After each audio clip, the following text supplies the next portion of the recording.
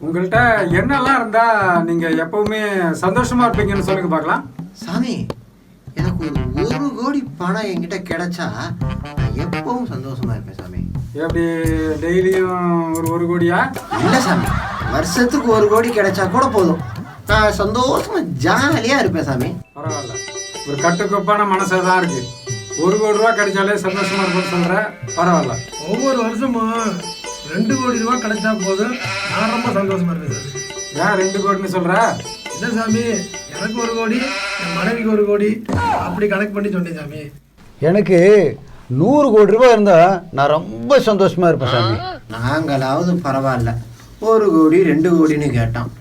இவர் என்னடான்னா 100 கோடிக்கு போயிட்டாரு. அவ்வளோ பணத்தை வச்சு என்ன ஏதாவது கட்சி ஏதாவது ஆரம்பிக்க போறீங்களா? நாட்டில் இருக்கிற கட்சி போகாதுன்னு இன்னும் இவர் வேறையா கட்சி சாமி. சாமி, அந்த 100 கோடி ரூபாய் பணத்தை அப்படியே மெத்தையில் அடுக்கி வச்சு அது மேலே படுத்து தூங்கணும்னு ஒரு ஆசை சாமி. இந்த மாதிரி வித்தியாசமான ஆசை மட்டும் நம்ம விழுப்பூர் வீடூர் சாமிக்கு மட்டும்தான் வரும். 1000 ரூபாய்க்கு சில்லற காசை வாங்கி மெத்தையில விரிச்சு போட்டாலே நீங்க தூங்கலாமே சாமி. இல்லை சாமி, சில்லறை காசு மேலே போட்டு படுத்தா அது ஜில்லு ஜில்லுன்னு இருக்கு சாமி, சுகமாக இருக்காது சாமி. 1000 ரூபாய்க்கு 10 ரூபா கட்ட பணத்தை விரிச்சு படுத்தாலே நல்லா தூங்கிடலாமே சாமி. சாமி, 10 ரூபா கட்டு பணத்தெல்லாம் வச்சு அடுக்கி வச்சு படுத்தா அது குத்தம் சாமி. அப்ப 100 கோடிக்கு 2000 ரூபாய் பணத்தை விரிச்சு வச்சு அதுல நீங்க படுத்து தூங்கினா மட்டும் உங்களால சந்தோஷமா வாழ்ந்துட முடியுமா என்ன? சாமி, 2000 ரூபாய் நோட்டு செல்லாத நோட்டு சாமி. அதை அடுக்கி வச்சு அது மேலே படுக்கிறது ஒன்று, வெறும் பாயை விரிச்சு படுக்கிறது ஒன்று சாமி. நிற்கிறது என்னவோ தெருக்கோடியில, ஆனா கேட்கறது மட்டும் 100 கோடி.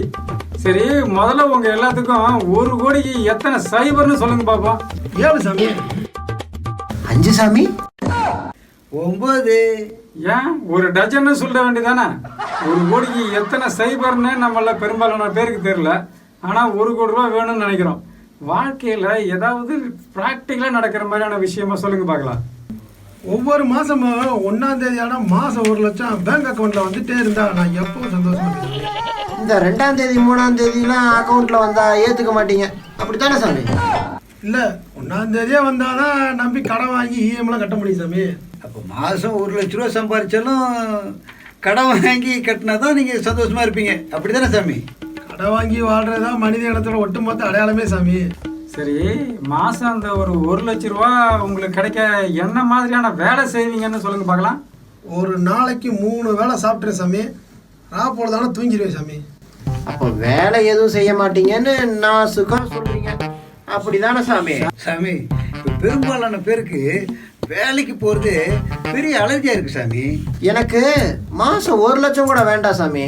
குறைஞ்சது ஒவ்வொரு மாசமும் பென்ஷனா ஒரு 30,000 ரூபா கிடைச்சாலே போதும் சாமி, நான் ரொம்ப சந்தோஷமா இருப்பேன் சாமி. நீ பென்ஷன் கேட்கறதுனால நீயும் வேலைக்கு போக தயாரில்லைன்னு தெளிவா தெரியுது. ஏதாவது நடக்கிற மாதிரியான ஆசையா சொல்லுங்களா பார்க்கலாம். சாமி, என் பக்கத்து நிலத்துக்காரன் ஒருத்தர் இருக்கிறான் சாமி. அவன் நெஞ்சு வெடிச்சு செத்துட்டானா நான் ரொம்ப சந்தோஷமா இருப்பேன் சாமி. அதை நம்மளாம் சாகக்கூடாது. நெஞ்சு வெடிச்சு செத்தாதான் நீங்க சந்தோஷமா இருப்பீங்களா? சாமி, அவன் என்னை எவ்வளோ டார்ச்சர் பண்ணியிருக்கான் தெரியுமா சாமி? அவன் போயிட்டானா போதும் சாமி. சாமி, அவன் இல்லைன்னா அவன் மனைவி குழந்தைங்களோட நிலைமை என்ன ஆகும் கொஞ்சம் யோசிச்சு பாருங்களேன் சாமி. சாமி, அவன் பொண்டாட்டியை நான் பார்த்துக்கிறேன் சாமி. என்ன சாமி சொல்றீங்க? சாமி, அவன் பொண்டாட்டி எப்படி இருப்பா தெரியுமா? 40 வயசுல நயன்தாரா இருந்தால் எப்படி இருப்பாங்களோ அப்படி அழகாக இருப்பா சாமி. அவளையும் அவன் பிள்ளைங்களையும் நான் பார்த்துக்கிறேன் சாமி. பார்த்துக்கிறேன் சாமி. சரி, இப்போ நம்ம நயன்தாரா மேடத்துக்கு ஒரு 40 வயசு இருக்கும்ல சாமி, நம்ம 9ஆம் மேடத்துக்கு மட்டும் எப்பவுமே வயசே ஆகாது சாமி. எப்போ அவங்க 20 வயசு மாதிரி சும்மா சில்லு சில்லு மின்னிக்கிட்டே இருப்பாங்க சாமி.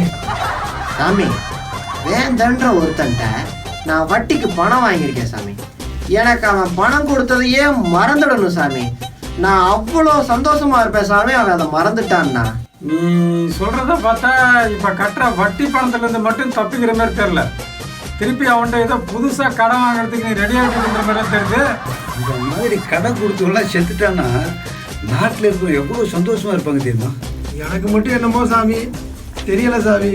என்னோட வாழ்க்கையில எதுவெல்லாம் நடக்கூடாது நினைக்கிறேனோ அது மட்டும் கரெக்டா சொல்லி வச்ச மாதிரி நடக்குது. ஆனா என் வாழ்க்கையில எது கரெக்டா நடக்கிறமோ அது நினைக்கிற மாதிரி அதுக்கான அடையாளமே தெரியாம மறைஞ்சு போகுது சாமி. சாமி, இது உங்களுக்கு இல்லை, எல்லாத்துக்கும் இருக்கு சாமி. இது செல் சிக்னல் ப்ராப்ளம் மாதிரி சாமி. எனக்கும் அப்படித்தான் சாமி. சரி, அடுத்து உங்ககிட்ட என்ன மாதிரியான விஷயங்கள்லாம் இருந்தா நீங்க ரொம்ப ஹாப்பியா இருக்குன்னு சொல்லுங்க பாக்கலாம். மில்கி ஒயிட்ல இனோவா கார் எனக்கு கிடைச்சா எப்பவும் ஹாப்பியா இருக்கு சாமி. மில்க் ஒயிட்னு ஏன் கேட்குறீங்க? சோசியப்படி எனக்கு மில்கி ஒயிட் தான் ராசின்னு சொல்றாங்க சாமி. அதான் சாமி. கார் உங்களுக்கு ஓட்ட தெரியுமா என்ன? 2 வீலர் லைசன்ஸே இல்லை சாமி. அப்புறம் எப்படி சாமி கார் ஓட்டுறது? ஏன் சாமி?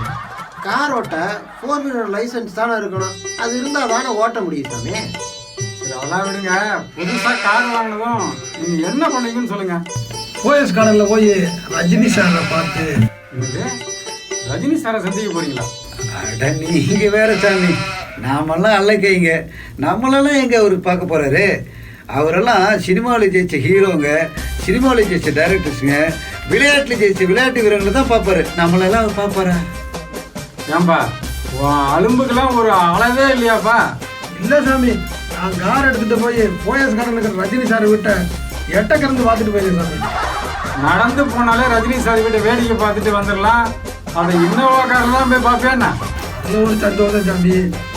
எனக்கு ஒரு நல்ல வெற்றி கிடைச்சா அவர் வீட்டை போய் பார்க்கறதா நினைச்சிட்டு இருக்கேன் சாமி. ரொம்ப நாள் வேண்டுதல். சூப்பர் ஸ்டார் வீட்டை பார்த்துட்டு அப்புறம் என்ன பண்ணுவேன்? கார்ல போய் அந்த கார் டிக்கியில வச்சு பானிபூரி வியாபாரம் பண்ணி சாமி. ஆக நீங்க செய்யற பானிபூரி வியாபாரத்துக்கு தள்ளு வண்டியில போயெல்லாம் பண்ண மாட்டீங்க. இன்னோவா காரில் தான் போய் பானிபூரி வைப்பீங்க, அப்படிதானே சாமி? இல்லை சாமி, எதை நினைச்சாலும் பெருசா நினைக்கும்னு சொல்றாங்க. அதான் சாமி. உனக்கு பானிபூரிலாம் செய்ய தெரியுமா என்ன? ஓ, சூப்பரா செய்வேன். எங்க பாட்டி சொல்லி கொடுத்துருக்காங்க சாமி. எப்படி இந்த பசங்க படத்துல ஆயா ஒன்று பீஸா செய்யுமே அந்த மாதிரியா சாமி? உங்க பாட்டி என்ன நார்த் இந்தியாவா என்ன? இல்ல சாமி, தேனி பக்கம் சிந்தல. அவங்களுக்கு எப்படி இந்த நார்த் இந்தியா பானிபூரிலாம் செய்ய தெரியும்? சாம்பார் ரசம் எப்படி வைக்கணும்னு எங்க பாட்டி சொல்லி கொடுத்துருக்கு சாமி. சாம்பார் ரசத்துக்கும் பானிபூரிக்கு என்ன சாமி சம்பந்தம்? சம்பந்தம் இருக்கு சாமி. பானிபூரி, பொரி, கான் இதெல்லாம் உடைச்சு போட்டு சாம்பாரை ஊத்துனா பானிபூரி தான் சாமி. இது புதுசா இருக்கு. சரி, இதுவே பானிபூரி வெறும் ரசத்தை போட்டு ஊத்துனா அது பானி, அவ்வளவுதான் சாமி. இது ரொம்ப ரொம்ப புதுசா இருக்கே சாமி. டேய், பானிபூரியே சாம்பார் ரசம்னு இப்போ நீ ஒரு விளக்கம் கொடுத்தா பாரு, இனிமே ஒரு பய கூட பானிபூரி சாப்பிட மாட்டாடா. முன்னெல்லாம் நம்ம ஊர்ல எங்க பார்த்தாலும் ஆட்டுக்கால் சூப் கடை, உளுந்தங்கஞ்சி கடை, பச்சி வடை கடை இப்படியெல்லாம் இருக்கும். இப்பெல்லாம் எங்க சாமி? எல்லா இடத்துலயும் பானிபூரி கடை தான் சாமி. சாமி இது உண்மை சாமி. இப்படித்தான் எங்க ஊர்ல ஒருத்தன் ஆட்டுக்கால் சூப் கடை போட்டுட்டு இருந்தான் சாமி. ஆனா அவன் இப்ப சூப் என்னவோ சுமாராக தான் வைப்பான். ஆனா இப்ப என்னடா பானிபூரி கடை போட்டுட்டு பெரிய அளவுல பண்ணிட்டு இருக்கிறான் சாமி. நம்ம வாழ்வியல் கலாச்சாரமே இப்போ நார்த் இந்தியன்ஸ் வந்ததுக்கு அப்புறம் சுத்தமாகவே மாறி போயிடுச்சு. அதனால உன்னோட ரூட்டு கரெக்டு தான். ஆனால் அந்த பானிபூரியை இன்னோவா காரில் போய் தான் விற்பேன்னு சொல்கிற பாரு, அதுதான் கொஞ்சம் ஓவர். நானே தனுஷ் மாதிரி ஒரு நல்ல நடிகன் ஆகணும் சாமி. நீ எல்லாம் தனுஷ் சார் மாரி வந்தா அப்புறம் தனுஷ் சாரோட மார்க்கெட் என்னப்பா வருது? போட்டின்னு வந்துட்டா சமரசமே கிடையாது சாமி. இன்னும் எதுவுமே ஆரம்பிக்கல, அதுக்குள்ள நீங்க கிளைமேக்ஸ்க்கு போயிட்டீங்க சாமி. நீ நடிகர் தனுஷ் சார் மாதிரி ஆகணும்னு சொல்றிய, அதுக்கு ஏதாவது ஒரே ஒரு காரணம் சொல்லி பார்க்கலாம். சாமி நான் அவர் மாதிரி ரொம்ப பெலிசா ஸ்லிம்மா இருக்கேன் சாமி. ஏப்பா, வெளிச்சா இருந்தா தனுசாயா? சிம்பு சிவகார்த்திகேயன் மாதிரிலாம் ஆக மாட்டீங்க.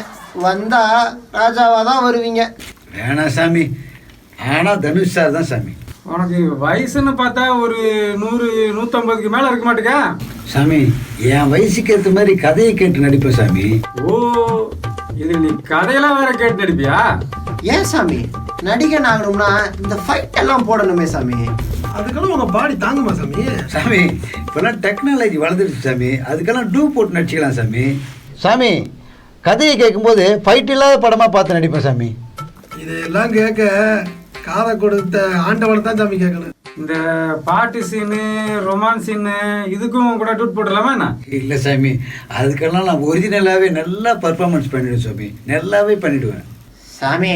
நீங்க பேசுறதெல்லாம் பார்த்தா எனக்கு என்னமோ சந்தேகமா இருக்கு சாமி. நீங்க நடிக்க போற மாதிரி தெரியல சாமி, பார்த்துக்கங்க. முதல்ல நல்ல பல் செட்டா வாங்கி மாட்டு, அப்புறம் நடிக்கிறத பத்தி யோசிக்கலாம். சாமி. என் மேலே உங்களுக்கு பொறாம சாமி.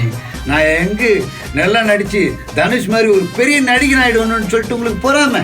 ஏன் இப்படி நீங்க எல்லாம் நடிகன் ஆயிட்டா நானும் உன் கூட வந்து உன் ஹீரோட நின்று ஒரு செல்ஃபியாவது எடுத்துப்பல. ஐயோ வேணாம் சாமி. நான் அந்த ஹீரோயின் அம்மா கூடவாது. என்னது ஹீரோயின் அம்மா கொலையாகுதா? செல்ஃபி எடுப்பேன்னு சொன்னப்பா. உங்களெல்லாம் ஸ்க்ரீனில் விட்டால் என்னை விட பர்ஃபார்மன்ஸ் பண்ணி நல்ல ஸ்கோர் பண்ணிவிடுங்க சாமி. உங்களெல்லாம் என் ஷூட்டிங் ஸ்பாட்டுக்கு கூட நீங்கள் வரக்கூடாது சாமி. வேணவே வேணாம். சரி நடிகன் ஆகணும்னு சொல்லிட்டேன், நடிக்கிறதுக்கு எவ்வளோ சம்பளம் வாங்குவா? அவங்களா பார்த்து எதனா கொடுத்தா வாங்கிக்குவோம் சாமி. ஏதோ புளிசோரோ தயிர் சோறோ எது கொடுத்தாலும் வாங்கி நடிச்சிருவேன், அப்படித்தானே? தனுஷ் சாரை பற்றி நீ சரியா புரிஞ்சுக்கல. அவர் மெலிசா இருக்கிறனால மட்டுமே ஒரு வாய்ப்பு கிடைச்சிருச்சு நினைக்காத சாமி. அவரோட திறமையாக தான் நடிகர் ஆயிட்டாரு. அதுவும் மட்டும் இல்லை சாமி, அவர் தேசிய விருது வாங்கியிருக்காரு. அதுவும் சரிதான். இல்லை உங்கள் வாழ்க்கையில் எந்த மாதிரியான மனிதர்களோ இல்லை பொருள்களோ கிடைச்சா நீங்கள் ரொம்ப சந்தோஷமாக இருப்பீங்கன்னு சொல்லுங்க பார்க்கலாம். சாமி எனக்கு 5 சென்ட்டில் டபுள் பெட்ரூம் கிடைச்சா என் பொண்டாட்டி பிள்ளையோட ரொம்ப சந்தோஷமா இருப்பேன் சாமி. பரவாயில்ல, நியாயமான ஆசை தான் பாருங்க சாமி. அந்த 5 சென்ட் வீடு நம்ம ரஜினி சார் வாழ்ற போயஸ் கார்டன்ல தான் சாமி வேணும். ஏன்பா உனக்கு இந்த ஆசை? இல்ல சாமி, எப்பயாவது நம்ம ரஜினி சாரு கார்ல போகும்போது அவர் காரையாவது பார்க்கணும்ல சாமி. அவர் வீட்டுல என்னைக்காவது குழம்பு நல்லாவே இல்லைன்னா நான் போய் எங்க வீட்டுல செஞ்ச குழம்பு கொடுக்கணும் சாமி. யாரு அவர் வீட்டில் செய்யறத விடவா அவன் வீட்டுக்காரம்மா நல்லா சமைச்ச போகுது? இல்ல சாமி, நான் இன்னும் கல்யாணம் பண்ணிக்கல. எங்க அம்மா நல்லாவே சமைப்பாங்க சாமி. அப்ப சரி விடு. அப்புறம் ரஜினி சாரு எப்பயாச்சும் ஊருக்கு போனா அவங்க வீட்டு சாவி வாங்கி பத்திரமா வச்சுக்கணும் சாமி. அவர் வரும்போது குடுகுடுன்னு ஓடி போய் கொடுக்கணும் சாமி. ஏன்டா இப்படி? அப்புறம் அவருக்கு ஏதாவது உதவின்னு தேவைப்படும்ல சாமி, அப்ப என்னால முடிஞ்சதை செய்யணும் சாமி. டேய், உங்களை மாதிரி ஆளுங்கள்லாம் இப்படி பேசிட்டு பைத்தியக்கார மாதிரி அழியாம அவன் வேலையை பார்த்தீங்கன்னா அதுதான்டா நீங்க எல்லாரும் அவருக்கு செய்யக்கூடிய மிகப்பெரிய உதவிய. எல்லோரும் சந்தோஷமா இருக்கணும்னா அளவுக்கு அதிகமா பணம் இருந்தா தான் சந்தோஷமா இருக்குன்னு நினைக்கிறாங்க. அது ரொம்ப ரொம்ப தப்பு இல்லை சாமி. உண்மையிலேயே சந்தோஷமா வாழ வழி என்னன்னு கேட்டா எப்பவுமே உங்க மனசை சந்தோஷமா வச்சுட்டு வாழ்றது தான். உங்களால மட்டுமே உங்களை எப்பவும் சந்தோஷமா வச்சுக்க முடியும். உங்களுக்கான சந்தோஷம் மற்றவங்கள்ட்ட இருந்து கிடைக்கும்னு எதிர்பார்க்கறதே தப்பு சாமி. நீங்க எப்பெல்லாம் சந்தோஷமா இருப்பீங்க சாமி? நான் எப்பவுமே சந்தோஷமா தான் இருப்பேன். ஆனா சூப்பர் ஸ்டார் ரஜினி சார் கூட சேர்ந்து ஒரு போட்டோ ஒன்று எடுத்தா இன்னும் சந்தோஷமா வாழ்வேன். ஏன் சாமி? அதான் ரஜினி சார் ரசிகர்களோட சேர்ந்து போட்டோ பிடிச்சாரு. அப்ப நீங்களும் போயிருக்கலாமே சாமி. இல்ல, எனக்கு அதுல விருப்பம் இல்லை. அவர் கூட சேர்ந்து போட்டோ எடுக்கும்போது நான் யாருன்னு அவருக்கு தெரிஞ்சுக்கணும். அந்த அளவுக்கு நான் சாதனை பண்ணியிருக்கணும். அப்போதான் எனக்கு அது சந்தோஷத்தை கொடுக்கும். ஓ, புரியுது புரியுது. அதாவது நீங்க தயாரிப்பாளரை பார்த்து கதை சொல்லி படம் டைரக்ட் பண்ணி அந்த படம் 100 கோடிக்கு மேல வசூலாகி ரஜினி சார் வீட்டில் பாபாஜி படம் முன்னாடி ரஜினி சார் கூட நின்று போட்டோ எடுப்பீங்க, அப்படிதானே சாமி? கரெக்டா சொல்லிட்டீங்க. நம்ம எல்லாருமே ஜெயிப்போம். இந்த வீடியோவை லைக் பண்ணுங்க, ஷேர் பண்ணுங்க, சப்ஸ்கிரைப் பண்ணுங்க, என்ஜாய் பண்ணுங்க. ஜாலியோ ஜிம்கானா, ஜாலியோ ஜிம்கானா.